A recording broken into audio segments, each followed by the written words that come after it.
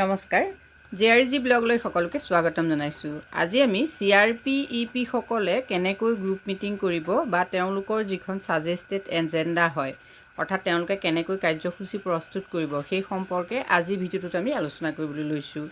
বিশেষভাৱে CRP-EP সকলৰ দায়িত্ব কি বা তেখেতসকলে কেনেকৈ কাম কৰিব সেই সম্পৰ্কে আগত কেইবাটাও ভিডিঅ' প্ৰস্তুত কৰিছোঁ। আপোনালোক বহুতে চাইছে আৰু যিসকলে চোৱা নাই তেখেতসকলে মোৰ প্লেলিষ্টত গৈ ভিডিঅ'সমূহ চাব পাৰে।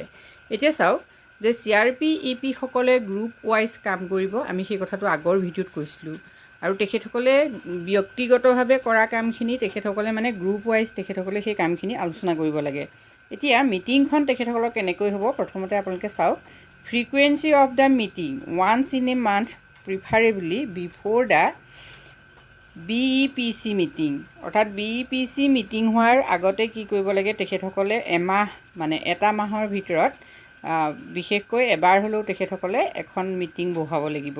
এতিয়া মিটিঙৰ যি কোৰামটো কেনেকৈ হ'ব চাওক, অৰ্থাৎ মিটিংখনত কিমান মানুহ সদস্য উপস্থিত থাকিলে মিটিংখন আৰম্ভ কৰিব পাৰিব। এটলিষ্ট এইটো ড্ৰেছ পাৰ্চেণ্টেজ দিছে, যিহেতু এই CRP-EP গ্ৰুপত কিমানখিনি মানুহ আছে মানে সদস্য আছে সেই কথাটো তেখেতসকলে থিৰাং কৰি ল'ব লাগিব যে কিমান পাৰ্চেণ্ট থাকিলে তেখেতসকলে কোৰাম হ'ব মানে মিটিংখন তেখেতসকলে অনুষ্ঠিত কৰিব পাৰিব। সেইটো কি কৰিব প্ৰেছিডেণ্ট এণ্ড ছেক্ৰেটৰীয়ে তেওঁলোকৰ যি মিটিং হ'ব তাত প্ৰথমতে আলোচনা কৰি সিদ্ধান্ত কৰি ল'ব যে হয় 80% থাকিব, নহয় 50% থাকিলেও আমি মিটিং পাতিব পাৰোঁ, এনেকুৱা এটা সিদ্ধান্ত তেখেতসকলৰ থাকিব লাগিব। নেক্সট আহিলে ইনভাইটছ। এতিয়া মিটিংখনলৈ আপোনালোকে কাক ইনভাইটছ কৰিব চাওক। ইনভিটিছ কোন হ'ব, মেণ্টৰ, BPM, SVEPৰ যিজন BPM তেখেত থাকিব পাৰে আৰু NRO প্ৰফেশ্যনেলছ সেই তিনিজন মানুহক তেখেতসকলে কি কৰিব পাৰে আমন্ত্ৰণ কৰিব পাৰে। নেক্সট আহিলে মিটিংখনত কোনে সভাপতিত্ব কৰিব, chaired by president of the CRP-EP group. CRP-EP গ্ৰুপটো হোৱাৰ লগে লগে তাত যিহেতু প্ৰেছিডেণ্ট ছেক্ৰেটৰী নিৰ্বাচিত কৰিব লাগিব, গতিকে সেই প্ৰেছিডেণ্টজন তাৰ সেইখন মিটিঙৰ কি হ'ব চেয়াৰপাৰ্চন হ'ব। নেক্সট আহিলে minutes to be maintain by the secretary of the CRP-EP group. এতিয়া যিখন কাৰ্য বিৱৰণী থাকিব, কাৰ্যসূচী থাকিব তাৰ সেই যিখন মিনিটছ বুকখন কোনে মেইনটেইন কৰিব লাগিব, ছেক্ৰেটৰীয়ে মেইনটেইন কৰিব লাগিব, মানে CRP-EP গ্ৰুপৰ ছেক্ৰেটৰীয়ে। এতিয়া ছাজেষ্টেড এজেণ্ডা কেনেকুৱা হ'ব আপোনালোকে চাওক। প্ৰথমতে আহিব পেয়াৰ কৰিবলৈ যাওঁতে এই শ্বৰ্ট পেয়াৰ মানে এটা সৰু বা চুটি তেওঁলোকে কি কৰিব 2 মিনিটৰ এটা প্ৰাৰ্থনা তেওঁলোকে প্ৰথমতে কৰি ল'ব পাৰে।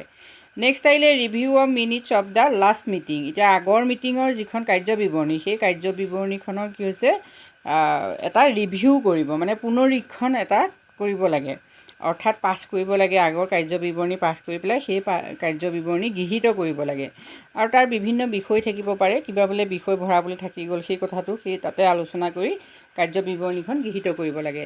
নেক্সট আহিলে discussion on joint action plan and last monthly plan prepared and progress achieved. ইয়াৰ পাছত তেখেতসকলে জইণ্ট একশ্যন প্লেনৰ সম্পৰ্কত আলোচনা কৰিব, লগতে যিটো মাহ হৈ গৈছে সেই মাহটোৰ কাৰণে তেখেতসকলে মাহটোৰ আলোচনা কৰিব, লগতে প্লেন প্ৰিপেয়াৰ্ড কৰিব নেক্সট মাহৰ কাৰণে তেওঁলোকৰ প্লেন তেওঁলোকে কি কৰিব লাগিব প্ৰিপেয়াৰ্ড কৰিব লাগিব। ইণ্ডিভিজুৱেল ৱৰ্ক প্ৰগ্ৰেছ আৰু প্ৰগ্ৰেছ অন ফেচিং প্লেন, তেওঁলোকে ব্যক্তিগতভাৱে কি পৰিকল্পনা কৰিলে আৰু কেনেকুৱা ধৰণৰ সমস্যাৰ সন্মুখীন হৈছে সেই গোটেই কথাখিনি এই তেওঁলোকৰ তৃতীয় কাৰ্যসূচীটোত তেওঁলোকে অন্তৰ্ভুক্ত কৰিব লাগে। এতিয়া এই কাৰ্যসূচীটোত কোনে অংশগ্ৰহণ কৰিব চাওক। It's CRP-EP to read out individual achievements against monthly work plan prepared. এতিয়া যিসকলে CRP-EPয়ে কি কৰিছে মাহটোৰ তেখেতসকলৰ যি ৱৰ্ক প্লেন আছিল সেই ৱৰ্ক প্লেনৰ সম্পৰ্কত তেখেতসকলে কি কৰিব লাগিব, কিমানখিনি তেখেতসকলৰ ইম্প্ৰুভমেণ্ট হৈছে, মানে উন্নতি কি হৈছে, মানে কি কাম কৰিলে, কেনেকৈ কৰিলে সেই সম্পৰ্কে তেখেতসকলে আলোচনা কৰিব পাৰে। আৰু লগত কি হ'ব পাৰে group president to ensure that CRP-EP group complete details of the coverage completed during the month and compare the same against the phasing plan prepared for the period. অৰ্থাৎ ইয়াত কি হৈছে গ্ৰুপ প্ৰেছিডেণ্টেও এই ক্ষেত্ৰত CRP-EP সকলৰ লগত কি কৰিব পাৰিব ডিটেইলছত আলোচনা কৰিব গোটেই বিষয়বিলাক, তাৰপিছতে মান্থলি প্লেন সম্পৰ্কত তেখেতসকলে আলোচনা কৰিব, লগতে কম্পেয়াৰ কৰিব আগৰ প্লেনৰ লগত পাছৰ প্লেনৰ, মানে আগৰটো মাহৰ যি পৰিকল্পনা সেই পৰিকল্পনাৰ লগত পাছৰ মাহৰ পৰিকল্পনা তেখেতসকলে কম্পেয়াৰ কৰি মানে তুলনা কৰি কেনেকৈ প্ৰস্তুত কৰিব, এই গোটেই কথাখিনি তেখেতসকলে এইটো কাৰ্যসূচীত মানে কি কৰিব পাৰে মিটিঙত আলোচনা কৰিব পাৰে। নেক্সট আহিলে CEF ৰিপে'মেণ্ট সম্পৰ্কত তেখেতসকলে আলোচনা কৰিব। CRP-EP is to provide the detail repayment data collected as part of include the date of disbursement repayment actual repayment. আকৌ মানে CRP-EP সকলে কি কৰিব, তেওঁলোকে CEFৰ যি ৰিপে'মেণ্ট মানে পুনৰ যি দিয়া CEF কোনে কোনে দিছে, কিমানখিনি তেখেতসকলে কালেক্ট কৰিলে, সেই গোটেইখিনি কথা তেখেতসকলে ইয়াত আলোচনা কৰিব পাৰিব। নেক্সট আহিলে গ্ৰুপ ৱাইজো কথাখিনি তেখেতসকলে ক'ব পাৰে। মানে CEF ৰিপে'মেণ্ট সম্পৰ্কত যিমান যি য'ত আলোচনা আছে এইটো কাৰ্যসূচী তেওঁলোকে এটা ভৰাব লাগিব।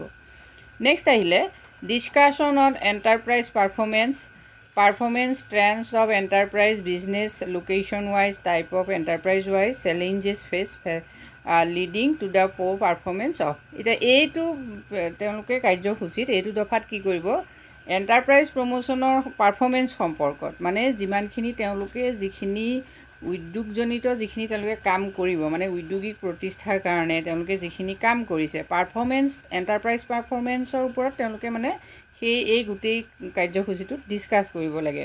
এতিয়া ডিছকাছ কৰিবলৈ যাওঁতে তেওঁলোকে গ্ৰুপ ৱাইজ কি সুবিধা অসুবিধা পাইছে বা ব্যক্তিগতভাৱে কি সুবিধা অসুবিধা পাইছে সেই কথাখিনিও ইয়াৰ ভিতৰত পৰিব।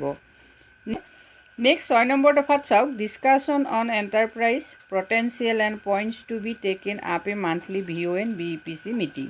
আকৌ তেখেতসকলে কি কৰিব পাৰিব, 6 নম্বৰ দফাত ডিছকাশ্যন অন এণ্টাৰপ্ৰাইজ পটেঞ্চিয়েল, কেনেকৈ উদ্যোগ প্ৰতিষ্ঠানবিলাকৰ ক্ষেত্ৰত তেওঁলোকে নিৰাপত্তা কেনেকৈ ৰক্ষা কৰিব বা VO আৰু BEPC মিটিঙৰ BEPC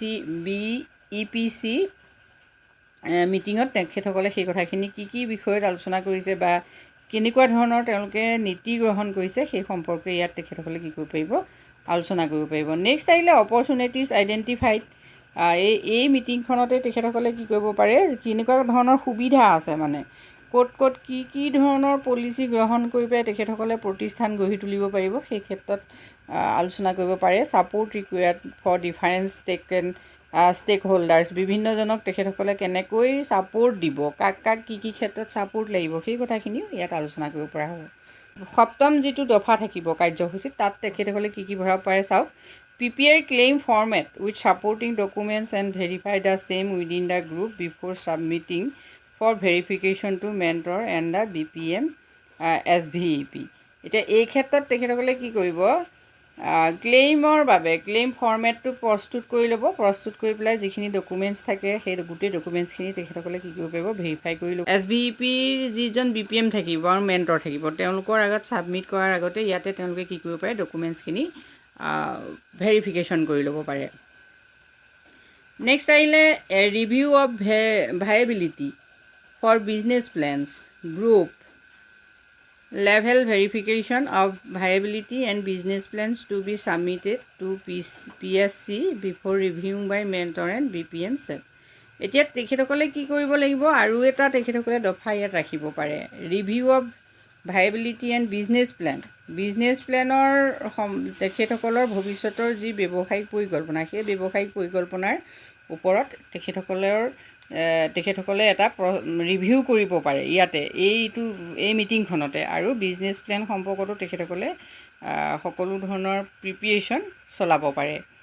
এতিয়া সেই ক্ষেত্ৰত কোনে সহায় কৰিব আপোনালোকে এইখিনি চাব, যিহেতু business plan prepared after EDP need to be reviewed for correction by the group, মানে কিবাকিবি যদি প্ৰব্লেম থাকে, মানে তেখেতসকলে যিখন ব্যৱসায়িক প্লেন প্ৰস্তুত কৰিব, ব্যৱসায় কেনেকৈ আগবঢ়াই নিব, এই ক্ষেত্ৰত যদি কিবাকিবি তেখেতসকলৰ সমস্যা থাকে বা পৰিকল্পনাটো ভুল হৈছে তেতিয়াহ'লে ইয়াতে তেখেতসকলে এইখিনি আলোচনাৰ মাধ্যমেৰে শুধৰাই ল'ব পাৰে।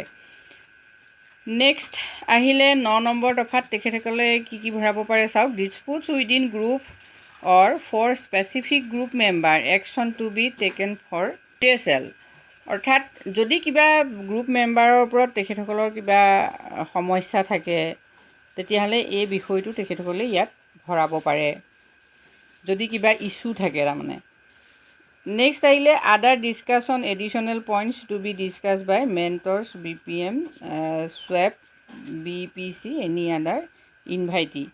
তালৈ যিসকলক নিমন্ত্ৰণ কৰিব মিটিংখনলৈ, সেই মিটিংখনলৈ নিমন্ত্ৰণ কৰা যিসকল নিৰ্দিষ্ট ব্যক্তি থাকিব তেখেতসকলে ইয়াত অন্যান্য বিষয় কি কৰিব পাৰে উপস্থাপন কৰি আলোচনাৰ মাধ্যমলৈ উলিয়াই দিব পাৰে।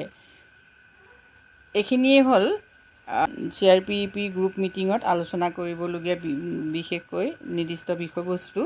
গতিকে CRP-EP সকলে যেতিয়া তেখেতসকলৰ মিটিং আয়োজন কৰিব, মিটিং আয়োজন কৰাৰ আগে আগে যিহেতু কাৰ্যসূচী লিখি ল'ব লাগিব, গতিকে কাৰ্যসূচীখন তেখেতসকলে এনেদৰে বনাব পাৰে। গতিকে আজিলৈ ইমানেই। যদি আপোনালোকে ভিডিঅ'টোৰ পৰা উপকৃত হৈছে তেতিয়াহ'লে কমেণ্ট কৰি জনাব। ধন্যবাদ।